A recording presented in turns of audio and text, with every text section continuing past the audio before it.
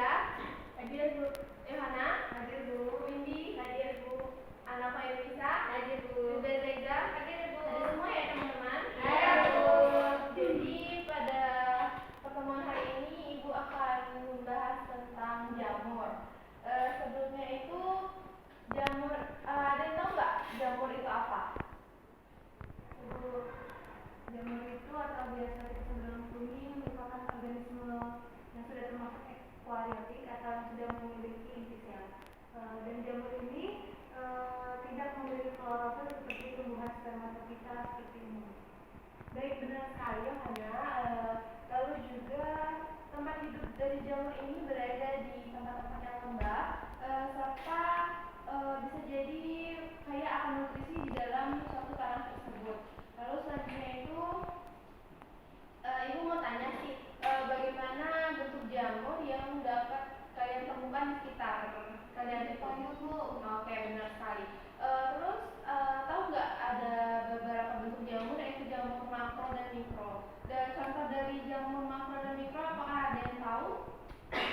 Makro mungkin jamur paling bisa dikatakan. Mungkin kalau untuk bagian jamur mikro itu yang berada di dalam pembuatan roti, nah itu menggunakan jamur mikro yang hanya dapat dilihat menggunakan mikroskop. Lalu di mana sih kalian dapat menemukan jamur di sekitar lingkungan kalian? Apakah ada yang pernah lihat? Ada Bu. Mana? Di tanah Bu. Oke, mungkin di tanah di pohon-pohon tumbang yang sudah mati ya? Ya, benar sekali ya. Lalu Ibu akan menjelaskan tentang materi ciri-ciri dari jamur, struktur tubuh dan reproduksi dari jamur tersebut. Yang pertama itu ciri-ciri jamur itu memiliki bentuk yang beragam. Lalu bentuknya itu seperti yang telah dipaparkan oleh Yohana, itu berbentuk payung, ada yang berbentuk oval, benang dan memiliki tubuh buah. Lalu yang kedua itu tersusun atas uniselular atau bersel satu dan bersel banyak. Di mana jamur uniselular ini berukuran mikroskopis atau membutuhkan mikroskop seperti yang sudah dijelaskan sebelumnya.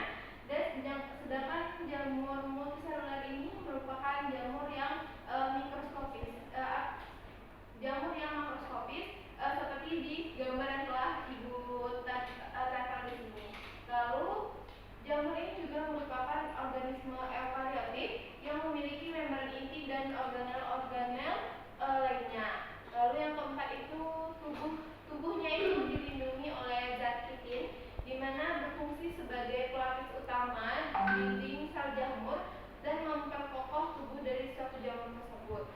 Jamur ini juga tidak memiliki klorofil dan bersifat heterotrof, di mana tidak bisa membuat makanan sendiri atau hidup dengan menyerap nutrisi dari organisme lain.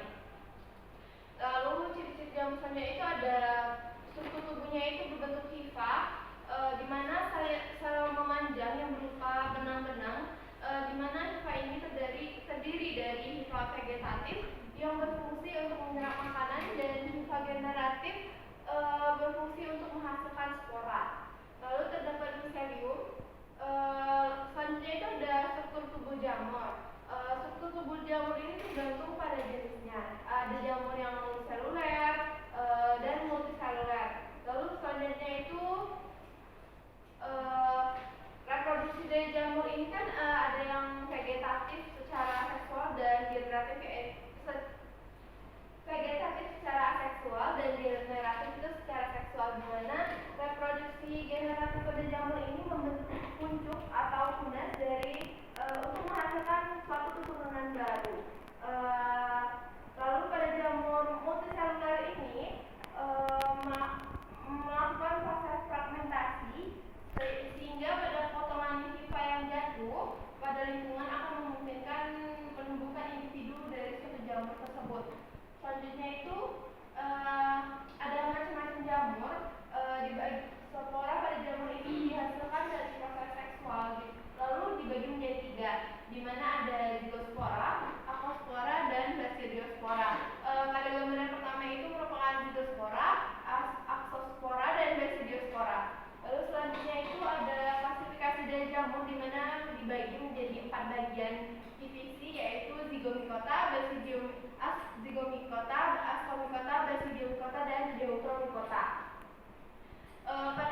ascomycota ini memiliki bentuk yang berbeda dengan basidiomicotta, deuteromycota, dan zygomycota. Teman-teman bisa lihat pada gambar di mana jamur ini bentuknya berbeda-beda, karena makanya dibedakan menjadi 4 bagian divisi.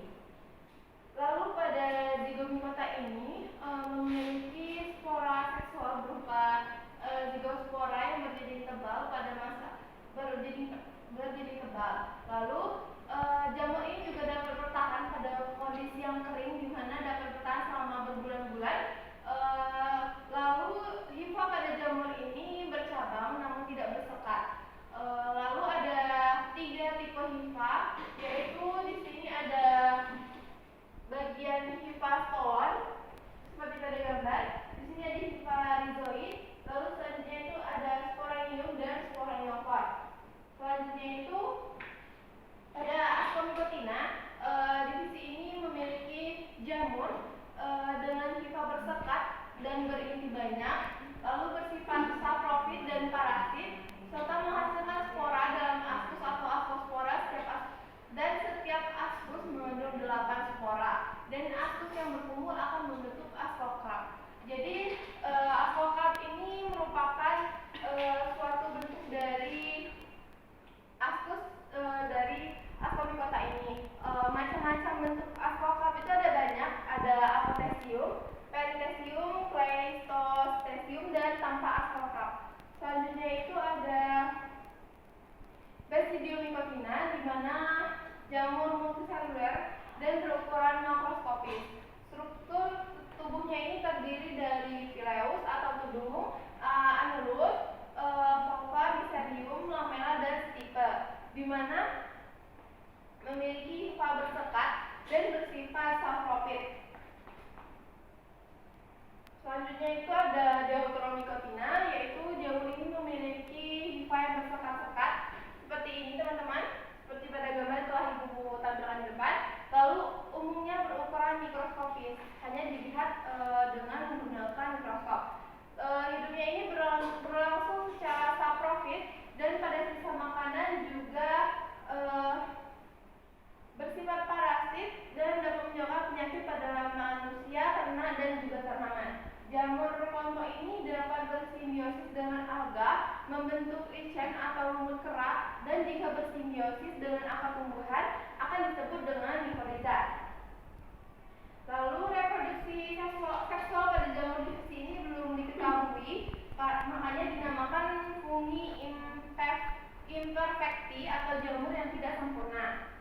Lalu ada struktur tubuh jamur di sini yang sudah ibu paparkan tadi. Di sini ada tudung, lamella, hifa ini dibagi lagi menjadi silakan dibagi menjadi hifa, intisel, dan septa. Lalu yang terakhir ini yang seperti akar disebut dengan miselium. Jika kalian masih bingung, jadi tubuh jamur ini dibagi menjadi 2, yaitu badan luar dan miselium. Serta miselium ini di dalamnya itu terdapat hifa atau benang-benang yang telah ibu jelaskan tadi. Lalu ada macam-macam hifa, yaitu hifa aseptat, yaitu hifa yang tidak mempunyai sekat atau septum. Di sini merupakan hifa yang tidak bersekat. Lalu hifa septat ini merupakan hifa yang bersekat, serta yang terakhir itu septum multinukleus atau hifa dengan sel yang banyak. Sekian dari pemaparan materi ibu. Selanjutnya ibu akan memberikan kalian LKPD. Namun sebelumnya kalian sudah membentuk satu kelompok atau belum? Sudah ibu. Baiklah, langsung saja ya. Ini ada LKPD yang sudah ibu buat untuk kalian. Dimohon untuk dikerjakan terlebih dahulu. Sebenarnya ini tidak susah karena sudah ibu jelaskan sebelumnya. Oh iya, namun sebelumnya di sini ada tambahan dari LKPD ini, ada kalian harus menonton video dulu ya. Dari video ini nanti kalian akan ringkas saja atau deskripsikan saja apa isi dari video tersebut. Ini videonya, kalian nonton terlebih dahulu saja. Dari fungi, cara hidup dari fungi Nah, kulit atau jamur bagi kehidupan. Bagaimana sih peranan jamur dalam kehidupan? Apakah semua jamur merugikan? Adakah jamur yang menguntungkan? Bentuk dan berpisau. Peranan jamur dalam kehidupan ada yang menguntungkan, juga ada yang merugikan. Jamur yang menguntungkan diantaranya seperti di bidang industri makanan dan minuman. Contohnya adalah